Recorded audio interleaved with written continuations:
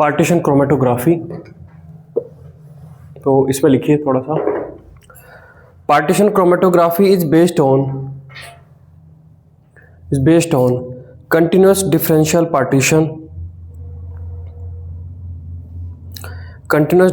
partition of components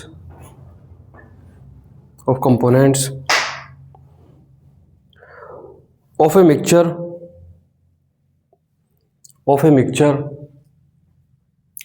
between stationary and mobile phase।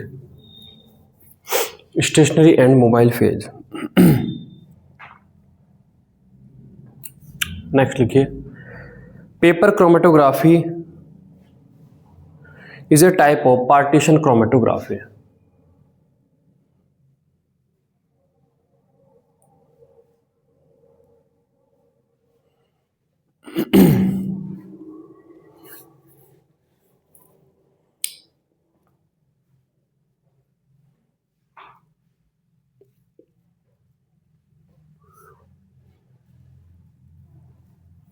तो अब देखिए इसमें क्या कहता है।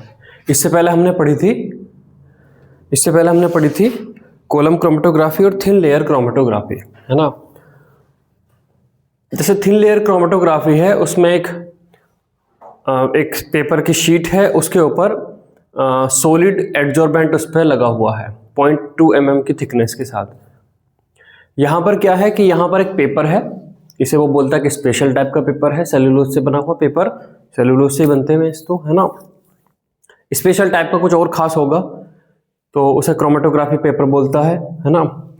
वो कहता है कि वो पेपर मान लो हवा में है, तो हवा में जो मॉइस्चर है वो उस पर एब्जॉर्ब हो जाता है, तो पेपर पर मॉइस्चर एब्जॉर्ब हो जाता है। तो यहाँ पर वो कहता है कि पेपर पर वाटर की एक लेयर बन जाती है, आप ऐसे मान लीजिए, है ना।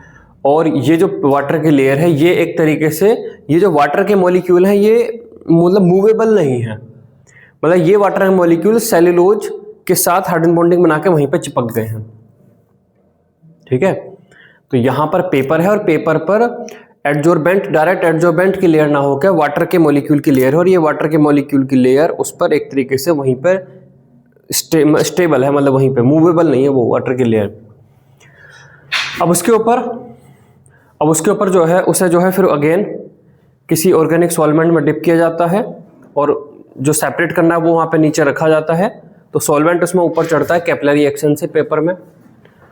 तो एक तरीके से थिन लेयर क्रोमेटोग्राफी और पेपर क्रोमेटोग्राफी में ये अंतर है कि थिन लेयर क्रोमेटोग्राफी में सॉलिड एडजॉर्बेंट है, और यहाँ पर जो एडजॉर्बेंट है वो खुद वाटर है, मतलब एक तरीके से लिक्विड एडजॉर्बेंट है ना। जो स्टेशनरी फेज है वो यहाँ पर लिक्विड है, वाटर है। बाकी सारा जो एक तरीके से पूरा एक तरीके का जो प्रोसेस है वो सेम ही है, ठीक है। तो लिखिए इसमें, इन paper chromatography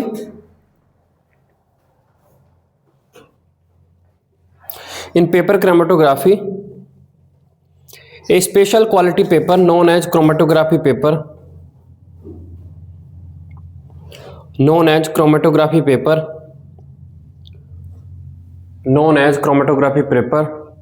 or chromatogram is used, full stop। Next time लिखिए, इन chromatography paper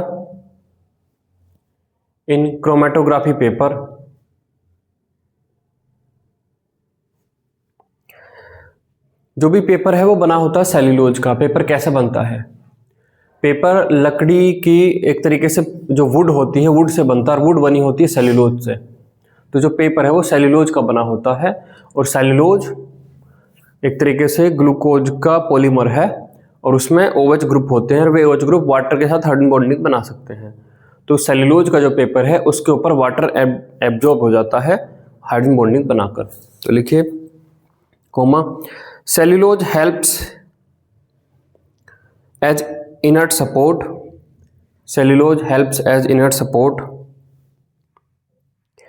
and water absorbed, यहाँ पे A B है, and water absorbed from air and water absorbed from air onto hydroxyl groups of cellulose, which acts as stationary phase, which acts as stationary phase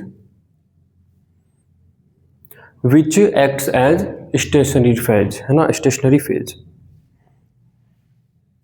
तो यहां पर next time लिखिए, that is in paper chromatography, that is in paper chromatography, that is in paper chromatography the stationary phase is liquid।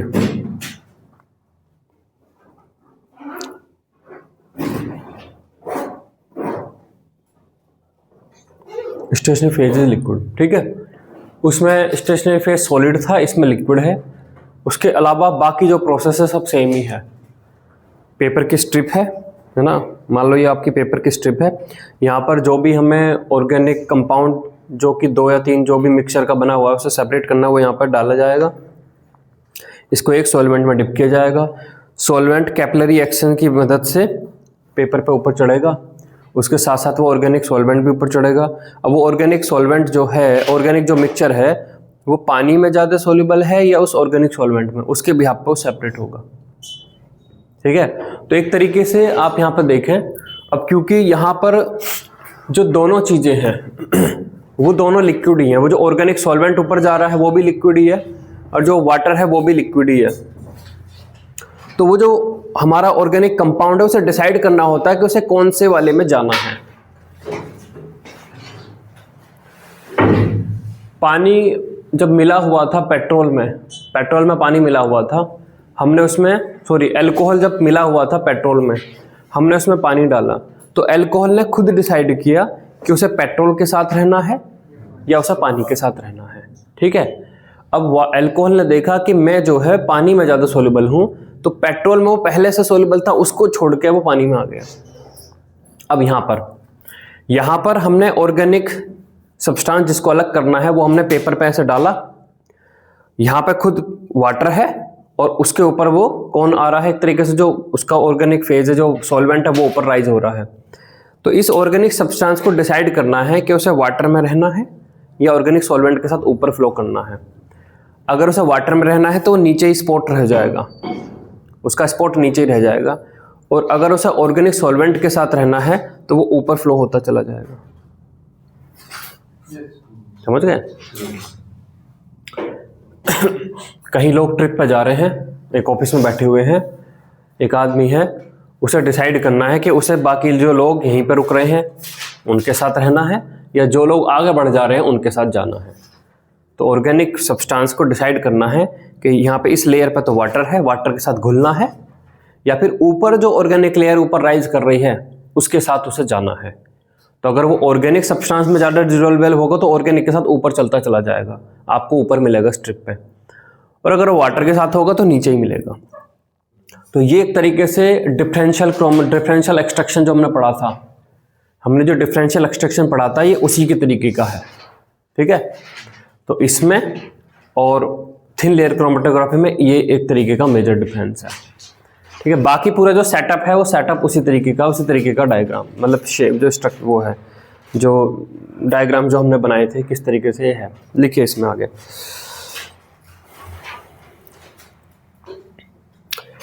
The chromatography paper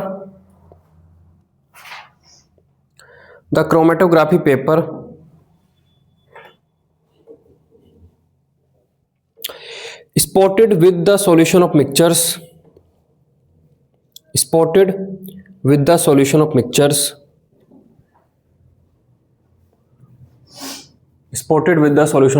मतलब ये उसी की बात कर रहा है कि मान लो 2 डिफरेंट कलर के सब्सटेंस मिक्स हो गए थे, 2 कलर है, एक रेड कलर की डाई है, एक रेड कलर की डाई है, ग्रीन कलर की डाई है, और दोनों ऑर्गेनिक हैं, जो भी हैं वे आपस में मिक्स्ड हो गई हैं। उन रेड और ग्रीन को अलग करना है, ठीक है। तो मान लो रेड वाली ऑर्गेनिक सॉल्वेंट में ज़्यादा सोल्यूबल है और ग्रीन वाली वाटर में ज़्यादा सोल्यूबल है। तो जैसे आप उस स्ट्रिप को लगाओगे तो रेड वाली तो ऑर्गेनिक सॉल्वेंट के साथ ऊपर चलती चली जाएगी और ग्रीन वाली वहीं रह जाएगी। Spotted with solution of mixture at the base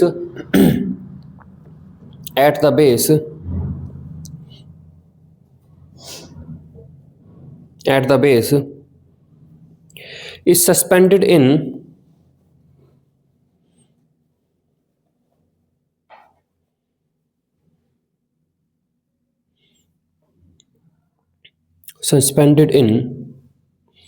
a suitable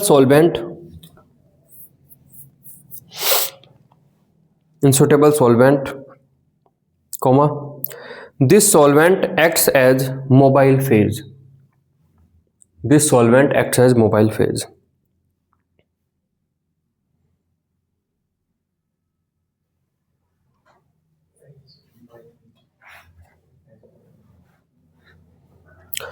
ठीक है। बाकी सारा सेटअप वही है, अलग अलग वो उसमें हो जाते हैं। अब यहाँ पर मेनली कई बार वो क्वेश्चन पूछता है कि जो थिन लेयर क्रोमेटोग्राफी है और ये जो पेपर क्रोमेटोग्राफी लगभग सेम टाइप की हमें तो दिख रही है, डायग्राम भी सेम टाइप के बन रहे हैं, इसमें भी सेम उसी टाइप का डायग्राम इसमें बनता है, सेम टाइप का उसमें अलग अलग स्पॉट आ जाते हैं। थिन लेयर क्रोमेटोग्राफी में भी सेम उसी तरीके से अलग अलग स्पॉट आ जाते हैं। तो इनमें फंडामेंटली डिफरेंस आप क्या समझते हो? क्या समझते हो, ये पूछता है वो। तो थिन लेयर क्रोमेटोग्राफी और पेपर क्रोमेटोग्राफी में मुझे बताइए कि आपने क्या समझा। थिन लेयर में तो सर वो कैपिलरी रिएक्शन की वजह से होती है। कैपिलरी रिएक्शन की वजह से वो नहीं, ऊपर सॉल्वेंट कैसे चढ़ रहा वो सब हम बात नहीं कर रहे। जो ऑर्गेनिक सब्सटेंस जिसको आपने मान लो दो डिफरेंट कलर के जो सब्सटेंस थे रेड और ग्रीन, ये जो अलग हो रहे थे, इनके अलग होने का जो मेथड है वो किस तरीके से अलग है, कोर जो चीज है वो बताइए। हाँ, एक जगह तो मतलब जो चीज हम दे रहे हैं वो लिक्विड है और एक जगह सॉलिड है, मतलब जो कोई ठीक इतना ही बस समझे, मतलब इनमें जो डिफरेंस है इतना ही जान पाए। बताओ और कोई। सर एक में वो वाटर की और ऑर्गेनिक कंपाउंड के अलग अलग उसकी वजह से एफिनिटी की वजह से, एक में कैपिलरी कैपिलरी एक्शन का तो कोई मतलब ही नहीं है यहाँ पर। कैपिलरी एक्शन जिस पे तुम जोर डाल रहे हो शब्द पे, कैपिलरी एक्शन तो हटाओ, उससे कैपिलरी एक्शन का कोई लेना देना ही नहीं है। कैपिलरी शब्द ही अभी तक नहीं लिखाया गया है ना। वो तो बस ये था कि सॉल्वेंट ऊपर कैसे चढ़ रहा है, ये हम नहीं कह रहे। सॉल्वेंट ऊपर न चढ़ा के उसको हॉरिजॉन्टली लिख रहे हो, सॉल्वेंट को फ्लो करा दो, उस बात को हटाओ। कैपिलरी एक्शन हटाओ वर्ड शब्द यहाँ से। आपने क्या समझा थिन लेयर क्रोमेटोग्राफी और पेपर क्रोमेटोग्राफी में सेपरेट होने का मेथड क्या है, मतलब दो चीजें अलग किस बिहाफ पे हो रही है, मैं ये जानना चाह रहा हूं।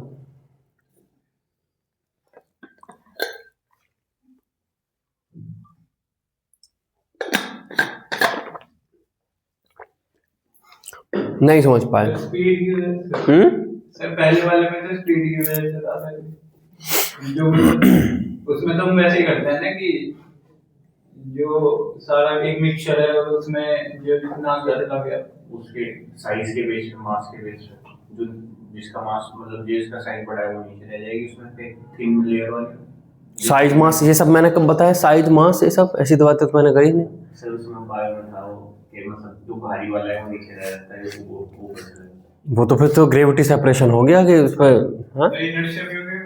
हाँ हो सकता है कि उसमें जो पहले वाला था थिन लेयर वाले में सर, उसमें ऐसे तो होता है कि जो स्लो है मतलब वो एब्जॉर्ब हुआ है सॉल्वेंट तो वो आगे गया, तो जो स्लो रहता है वो पीछे रह जाता है।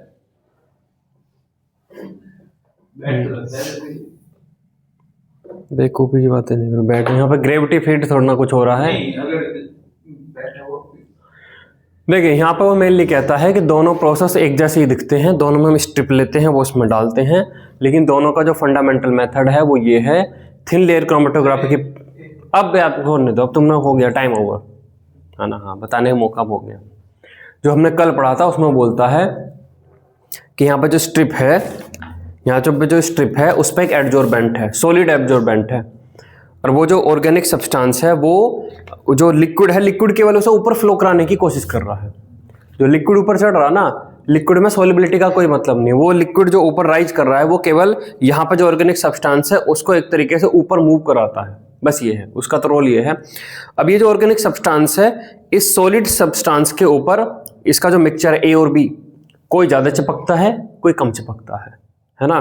तो जब ये मूव हो रहे हैं तो मान लो ए आपका कम चिपकता है तो ए आपको ऊपर मिल जाएगा क्योंकि सॉल्वेंट के साथ वो ज़्यादा ऊपर तक आ गया, बी आपका ज़्यादा चिपकता है तो पीछे रह गया। ठीक है, ये ऐसे ही मान लो कि आपके पास एक कोल्टार की सड़क है, नया कोल्टार की एक सड़क बिछी है, एक सड़क बिछी है जो कोल्टार की बनी हुई है। किसी ने कोई वहां पर जो है किसी ने स्लीपरी जूते पहन रखे हैं, जूते के नीचे जो है चिकनी लेयर है और कोई नंगे पैर है। तो जो चिकनी लेयर वाला है दोनों को भगना है, तो चिकनी लेयर वाला है वो ज्यादा आसानी से भग जाएगा और जो नंगे पैर है वो ज्यादा चिपक रहा होगा वो पीछे रह गया। ठीक है, सिंपल ये मेथड है। ये है थिन लेयर क्रोमेटोग्राफी। उसमें जो बस सॉल्वेंट जो राइज है, सॉल्वेंट बस ये करता है कि दोनों को आगे बढ़ाता है, इतना रोल है, खत्म। थिन लेयर क्रोमेटोग्राफी यहाँ पे खत्म, ये इसका फंडामेंटल है। अब इसमें क्या है पेपर क्रोमेटोग्राफी में? पेपर क्रोमेटोग्राफी एग्जैक्ट वही है जो हमने पेट्रोल के अंदर से इथेनॉल निकाला था। इथेनॉल खुद डिसाइड करता है कि उसे पेट्रोल के अंदर रहना है या उसे पानी के अंदर रहना है। ठीक है, ये वही है। फ्रेंड ग्रुप है, वे डिसाइड करते हैं कि एक जो है हम जो है कहीं पर ट्रिप पे घूमने जा रहे हैं, तो एक पर्सन खुद डिसाइड करेगा कि मुझे ट्रिप पे घूमने जाना है या ट्रिप पे घूमने नहीं जाना है। ये ऐसा है। ठीक है, सेम ऐसे ही है जैसे थिन लेयर क्रोमेटोग्राफी का है, डायग्राम सेम ऐसे ही है। तो सर इसमें वाटर कहाँ से आया? पेपर के ऊपर जो वाटर है, अब तुम आए नहीं थे तब तक पानी आ गया था पेपर के ऊपर, है ना। वो ये था कि जो पानी है पेपर है, ये सेल्यूलोज के बना हुआ होता है पेपर, उसमें पेपर थोड़ा और ज़्यादा इसी तरीके का डिज़ाइन किया गया है, तो पेपर हवा से ही मॉइस्चर एब्जॉर्ब कर लेता है और वो मॉइस्चर परमानेंटली इस पर एब्जॉर्ब हो जाता है। ठीक है, और वही एक तरीके से नीचे वाली लेयर का काम करता है। तो अब ये जो ऑर्गेनिक सब्सटेंस है पानी में घुलना है चाहता है या ऑर्गेनिक सब्सटेंस में अपने आप डिसाइड कर लेता है, ये डिफरेंस है इनमें।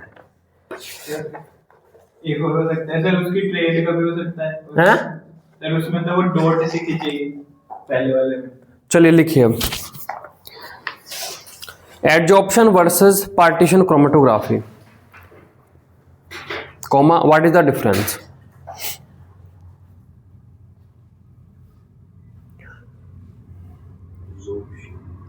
Adsorption versus partition chromatography, comma, what is the difference?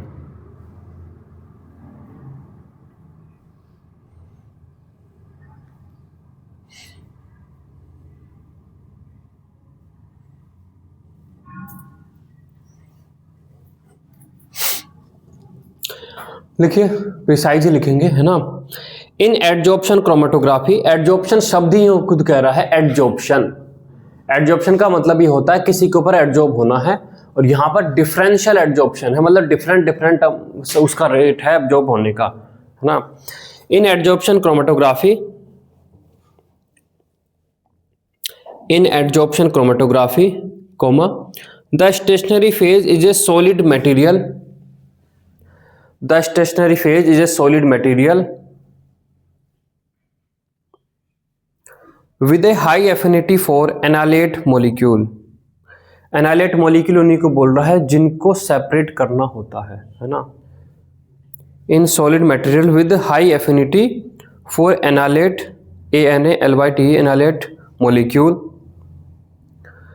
which adsorb onto the surface of stationary phase, which adsorb onto the surface of stationary phase। annihilate molecules, comma, which adsorb onto the surface of stationary phase।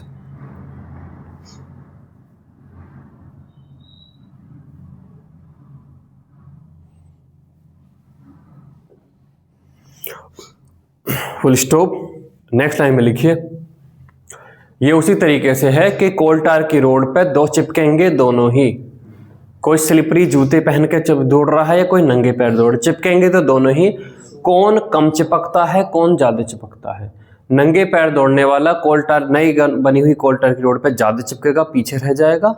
जिसने कुछ slippery जूतों में कुछ slippery कुछ लगा रखा वो कम चिपकेगा, वो थोड़ा आगे निकल जाएगा। ठीक है, यहाँ पे क्लोज करें इसको, हाँ तो लिखिए the separation is based on differential adsorption. Differential adsorption मतलब है डिफरेंस इन एडजॉर्प्शन, ठीक है, is based on differential adsorption of the analyte molecules onto the stationary phase, onto the stationary phase, onto the stationary phase, onto the stationary phase, full stop। ठीक है, अब 2 line छोड़ के नीचे लिखिए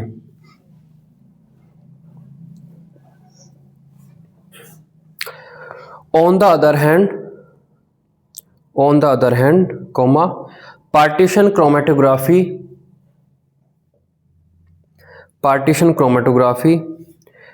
have a liquid stationary phase, partition chromatography have a liquid stationary phase,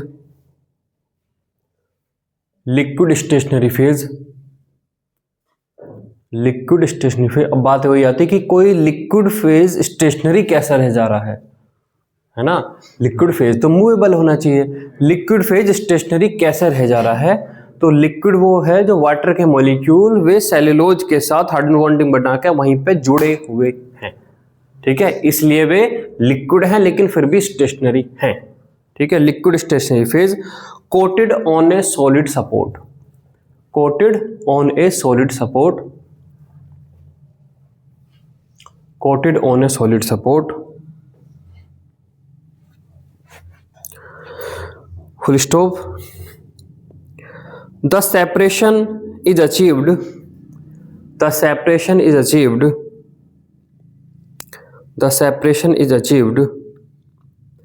by the differential partitioning,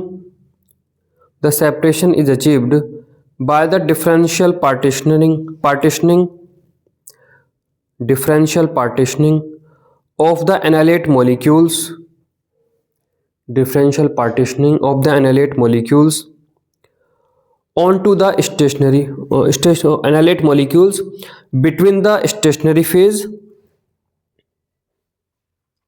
bracket में लिखिए that is water, between the stationary phase that is water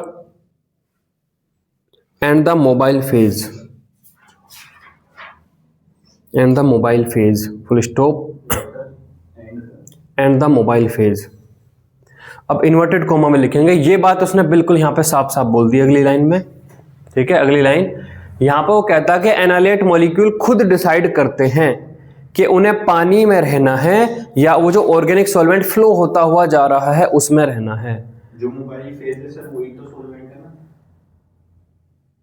हाँ वही है, जो एनालिएट मॉलिक्यूल ने खुद डिसाइड करना है कि उन्हें पानी के अंदर रहना है या फिर वो जो ऑर्गेनिक सॉल्वेंट फ्लो होता हुआ जा रहा है उसमें रहना है।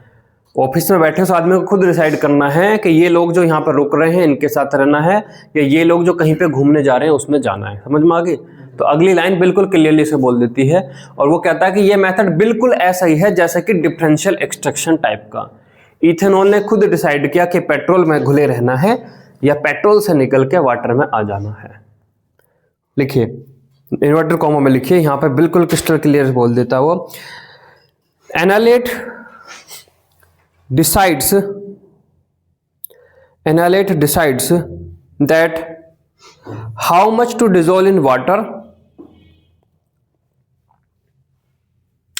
एनालिएट decides that how much to dissolve in water, bracket में लिखिए stationary phase, and how much in solvent,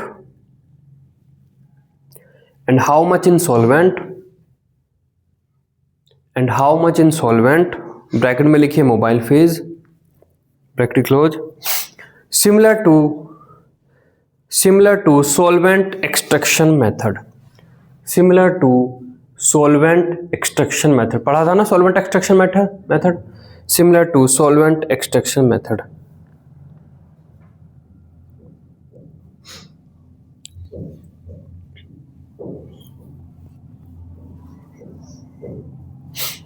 ठीक है, अब 2 लाइन छोड़ कर नीचे लिखिए। बहुत क्वेश्चन इसमें क्योंकि पूछे गए हैं, ये काफी ज्यादा पॉइंट्स हैं इसमें जो ये चीज जानने लायक हैं। जो एडजॉर्प्शन क्रोमेटोग्राफी है वो देखती है कि जो मिक्सचर है उसकी एडजॉर्प्शन का रेट क्या है, डिफरेंट एब्जॉर्प्शन, मतलब एब्जॉर्प्शन का वो क्या है उसमें रेट कि कितना कितना एडजॉर्ब होता है, और ये देखता है कि डिफरेंट सोल्युबिलिटी क्या है ना। वो एडजॉर्प्शन के बेस्ड पर और ये सोल्युबिलिटी के बेस्ड पर है। तो नेक्स्ट टाइम में लिखिए, 2 लाइन छोड़ के नीचे लिखिए, adsorption chromatography is more suitable for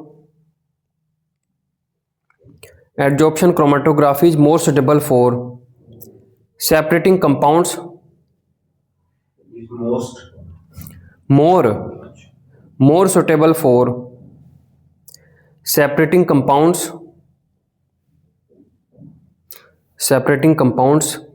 with different polarities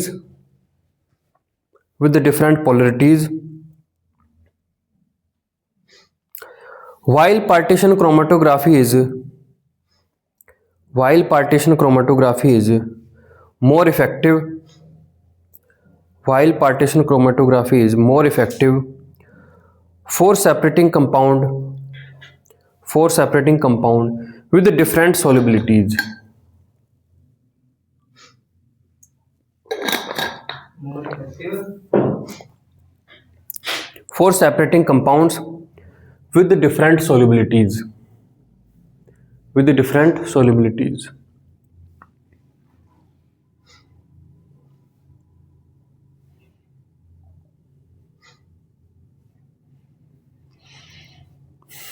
अब देखेंगे एप्लीकेशन ऑफ क्रोमेटोग्राफी,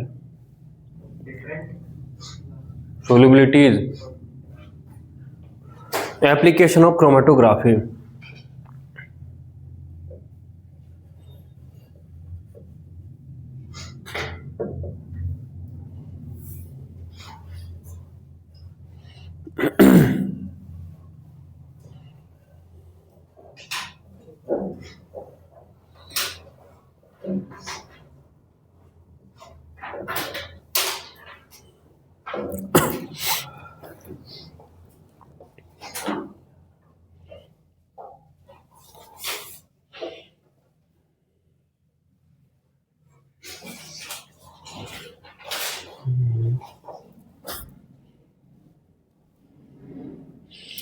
देखिए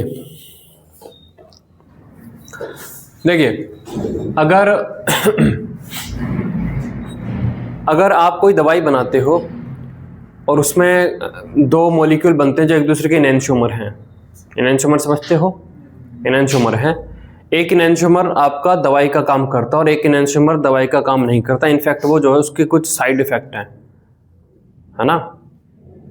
तो आपको फिर दोनों इनैंशियोमर अलग करने पड़ेंगे, जो काम करता दवाई का उसे ही मार्केट में उतारना पड़ेगा, दूसरे वाले को हटाना पड़ेगा। ठीक है, अब इनैंशियोमर को आप बॉइलिंग पॉइंट के डिफरेंस के बेस पे सेपरेट नहीं कर सकते क्योंकि दोनों का बॉइलिंग पॉइंट सेम है। ठीक है, अब अगर आप यहाँ पर क्या करो कि जो एडजॉर्बेंट आप बिछा रहे हो वो एडजॉर्बेंट के मॉलिक्यूल इस तरीके से हैं कि वो एक कायरल मॉलिक्यूल को तो एडजॉर्ब करते हैं, दूसरे को नहीं, समझे। तो फिर उस पर से जब वो ऑर्गेनिक सब्सटेंस जब वो जो दोनों इनैंशियोमर का मिक्सचर उस पर डाला जाएगा वो सॉल्वेंट फ्लो होगा तो एक तो वहीं चिपक जाएगा, दूसरा फ्लो हो जाएगा। तो लिखिए, in pharmaceutical industry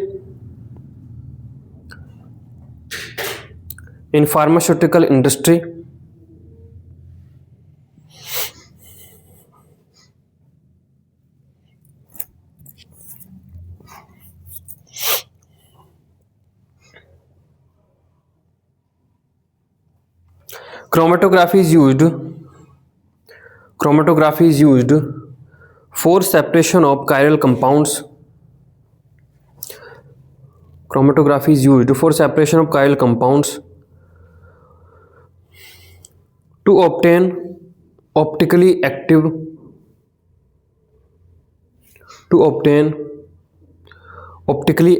isomer.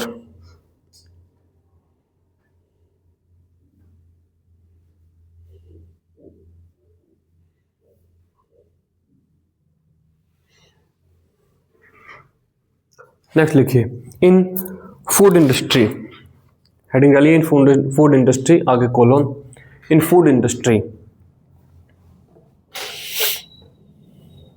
in food industry it is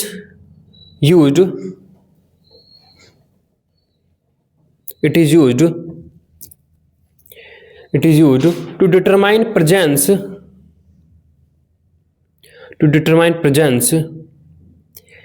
and to separate additives, determine presence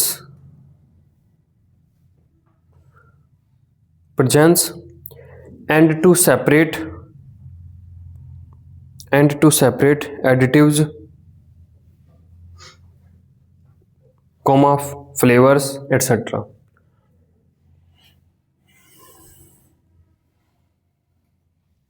Full stop. It is also used to detect presence of, it is also used to detect the presence of, it is also used to detect presence of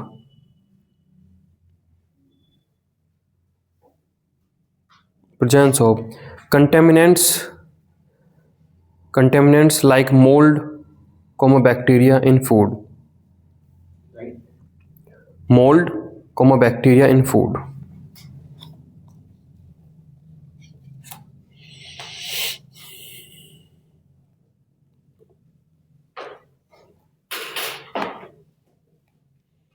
next लिखिए,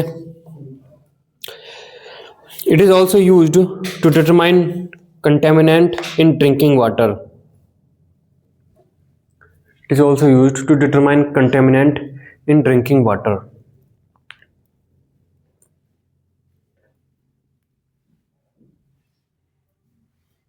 Drinking water.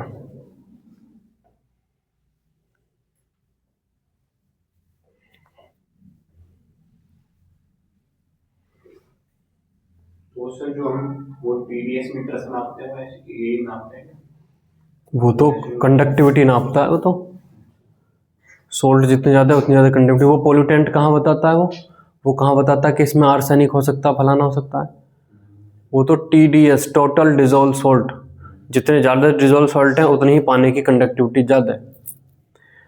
Basically ये last वाले जो दो method हैं, TLC और ये paper chromatography, कई बार आपने कुछ भी जो भी आप कई बार लैब में जाके बायो सैंपल देते हैं, यूरिन का, ब्लड का, वाटर का, फूड का, ये सैंपल आप कितने देते हैं, 1 ml 2 ml।